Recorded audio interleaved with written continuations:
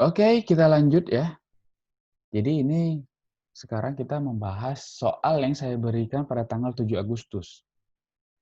Soal hitungan ya. Nah, jadi kita lihat dulu lah. Kita lihat dulu soalnya itu apa sebenarnya. Jadi soal yang saya berikan pada kelas IIS 2 ya, 10 IIS 2 pada tanggal 7 Agustus bisa dilihat di layar. Harga suatu barang Rp800 per unit. Jumlah penawaran 12 unit. Berarti 800 unit itu adalah P1, price pertama ya. Harga pertama itu 800. Ketika harganya 800, jumlah penawarannya 12 unit. Berarti itu Q1, quantity. Q1. Nah, jadi ketika 800, Q-nya itu 12. Lalu setelah harga naik menjadi 1.500, jumlah penawaran 12 unit. Berarti P2 1.500 mengalami kenaikan. Nah, jumlah penawaran 20 unit. Jadi kalau penawaran itu ketika harga barangnya itu naik, maka kuantitinya pun ikut naik. Dari 12 ke 20. Harganya 800 ke 1.500. Nah, jadi yang diminta adalah tuliskan jawaban beserta proses mengerjakannya, buat jalannya. Oke, sekarang kita buat jalannya. Kita kembali ke screen. Nah, kalau kemarin itu saya gunakan keyboard, sekarang saya coba gunakan pen ya, pen tablet. Nah, jadi tadi kita tuliskan dulu yang diketahui ya. Apa saja sebenarnya yang diketahui kan gitu.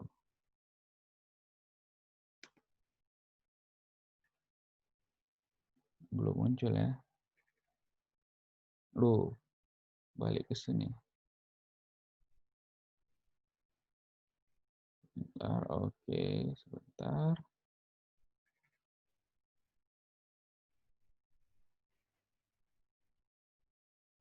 Ada kendala teknis. Oke, sudah kelihatan ya. Nah,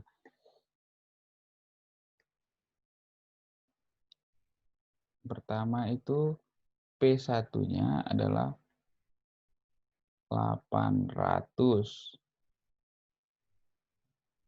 Q1-nya tadi berapa? Kita lihat dulu sebentar. 12 ya. 12.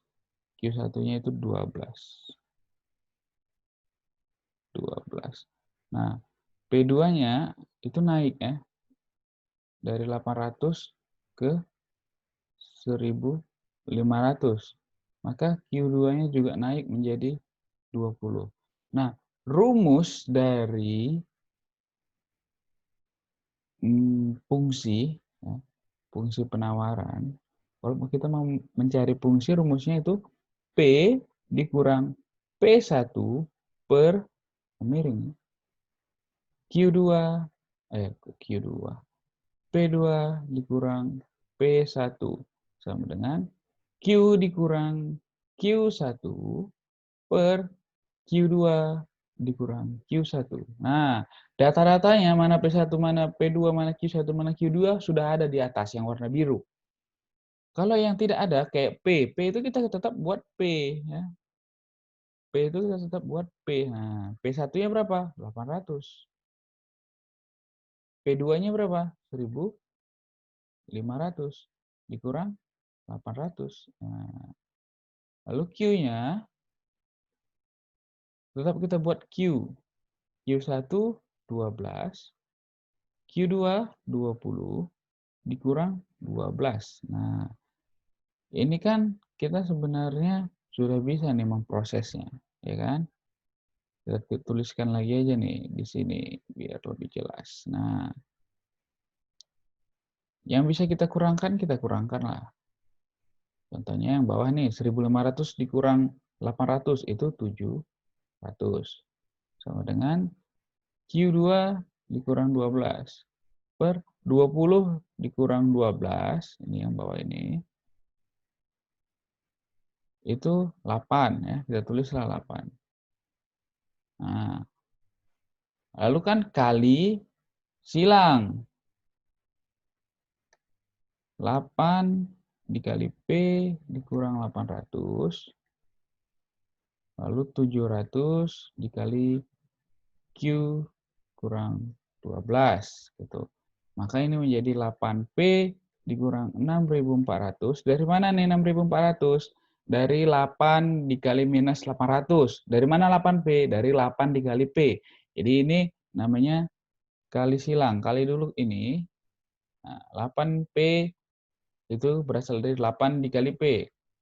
Lalu yang kedua itu 8 dikali minus 800. 8 kali 8, 64. Ada nolnya 2. Tambahkan. Karena tadi tandanya minus, maka minus. Jadi 8P dikurang 6.400. Lalu yang kedua, 700 dikali Q itu 700 Q. 700 dikali 12 berapa? 8.400. Nah, lalu ini yang minus 6.400 ini kita pindahkan ini ke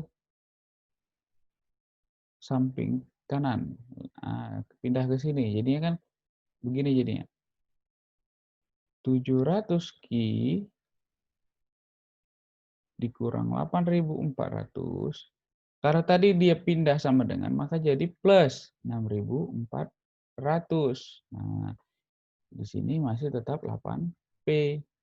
Lalu P-nya kan ada 8 ini. 8-nya ini kan perkalian, 8 dikali P. Maka ketika dia pindah sama dengan, menjadi pembagian. Jadi, pembagiannya gimana? Jadi tinggal kita bagikan aja nih. 700 Q dikurang, ini tadi kan kita jumlahkan dulu. 8.400 tambah 6.400 itu kan hasilnya masih minus 2.000 ya kan. Kita punya utang 8.400. Minus ini kan utang. Lalu plus ini kan uang yang kita punya. Kita bayar 6.400. Berarti utang kita masih ada 2.000 kan gitu. Gampang ya. Nah, ini kita jadi bagi 8 karena tadi 8 yang di sini hilang. Pindah dia jadi pembagian ya kan. Nah, maka itu 700 dibagi 8 lalu minus 2.000 dibagi 8. 700 dibagi 8 itu berapa? 87,5 ya. 87,5 Q. Jangan lupa Q-nya. Karena kan ada 700 Q, maka Q-nya harus ikut ya. Nah, lalu ini bukan minus ya. Ini tadi kecoret. 2.000 minus 2.000 dibagi 8. Itu kan 250 ya kan.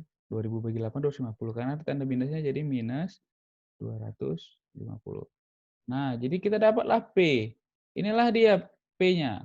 Nah, itulah dia fungsi dari soal tadi. Inilah dia jawabannya. Nah, sekarang biar lebih lengkap, kita cari juga Q. Ya, kita buatlah warna lain ya kan. Nah, Q-nya berapa? Tinggal kita pindah-pindahkan aja. Jadi kalau misalkan kita pindahkan, kita buatlah halaman baru ya. Halaman baru. Ingat ya, P-nya 87,5 Q dikurang 250. Kita tulis lagi. P-nya itu 87,5 Q diapai tadi? Dikurang apa ditambah? Dikurang ya, dikurang 250. Dikurang 250. Nah, kita mau cari Q-nya. Maka kita pindahkanlah ini. 250-nya ini. Pindah ke sana. Pindah. Ini pindah ke sini kan. Nah, karena dia pindah ke sini, tandanya berubah. Jadi plus. Minus kalau pindah dia ke sebelahnya melewati sama dengan, itu tandanya berubah. Jadi 250 plus ya. Nah, sama dengan 87,5 Ki. Nah, kalau sudah begini, itu kan bisa begini posisinya. P dibagi ya, 87,5. P-nya lanjut aja. Nah, sama dengan Ki. Nah, gitu kan? Nah, Q-nya jadi berapa? Q-nya itu P per 87,5 itu berapa? P per 87,5. Nah, P ini kan dia ada ini angkanya sebenarnya di belakangnya ini. 1 ini sebenarnya, ya kan? Nah, tapi nggak tertulis karena 1. Jadi 1 dibagi 87,5. 1 dibagi 87,5 itu hasilnya 0,0114. Nah, gitu. Kita bulatkan aja, kita ambil 2 angka di belakang koma. Jadi 0,01 P ya, ditambah 250 dibagi 87,5. Itu hasilnya kita ambil 2 angka di belakang koma itu 2,86. Nah, jadi inilah dia Q-nya. Ini jawabannya nih. Inilah dia jawabannya. Nah, jadi P-nya ini, ya jawabannya yang kalau lengkap itu ini 2 nih. Nah, yang P ini, lalu yang Q. Itu sama-sama fungsi. Kalau P itu fungsi harga, Q itu fungsi dari quantity ataupun jumlah. Nah, seperti itu. Kan gampang kan? Sebenarnya perhitungan-perhitungan aja. Kalau kalian mengerjakan pembagian-pembagiannya, itu tidak masalah pakai kalkulator. Kalau manual lebih bagus. Tapi kalau dalam ekonomi itu tidak masalah. Yang penting konsepnya mengerti cara berhitungnya. Ini kan matematika dasar. Di SMP sudah dipelajari sebenarnya. Ya kan? Pindah, kalau tanda berubah. Nah, itu ketika minus pindah melewati sama dengan menjadi plus ya. Misalkan 8P terus 8-nya mau pindah, karena itu 8P itu 8 dikali P, maka pindah menjadi pembagian. Ya. Jadi kalau perkalian pindah menjadi pembagian, pembagian pindah menjadi perkalian. Plus pindah menjadi minus, minus pindah menjadi plus. Nah, hal-hal seperti itu harus sudah dipahami. Ya.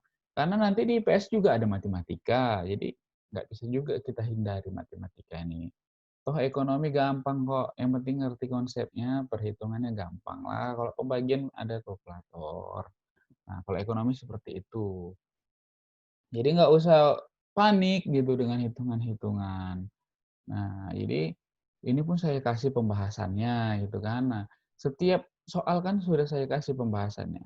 Nah, khusus untuk pasar ini, saya buat satu pertemuan khusus untuk pembahasan. Jadi ketika ada yang tidak dimengerti, langsung tanyakan aja di WA group. Sama seperti jenis pasar tadi ya. Kalau ada yang tidak mengerti atau merasa nilainya tidak sesuai, kenapa saya dapat segini padahal benar, boleh ya, dijapri aja saya gitu. Nah, nanti nilainya bisa dilihat di Google Classroom, dapat apa gitu ya. Nilai kalian itu akan diakumulasi nanti dan itu akan berpengaruh ke nilai raport ya. Jadi jangan sampai tidak mengerjakan tugas, nanti nol ya. Jadi kerjakan semua. Yang kemarin-kemarin yang masih bolong, ada yang belum mengerjakan tugas, kerjakan aja, kirimkan aja ya. Ke Google Classroom itu di wall-nya itu kirim, buat itu tugas tanggal berapa ya. Nah, jadi kalau kalian mau ngecek tugas mana yang belum kalian kerjakan, bisa dilihat di bagian tugas kelas. Nah, lihat itu. Mana kalian yang belum kumpul? Kalau belum ada nilainya berarti belum kumpul. Nah, ini nanti saya bagikan nilainya. Oke, semoga bisa dipahami. Lanjut ke WA group ya, dicatat terlebih dahulu. Kalau ada yang mau ditanyakan silakan ditanyakan. Nah, untuk video pembahasan ini saya akhiri. Assalamualaikum warahmatullahi wabarakatuh.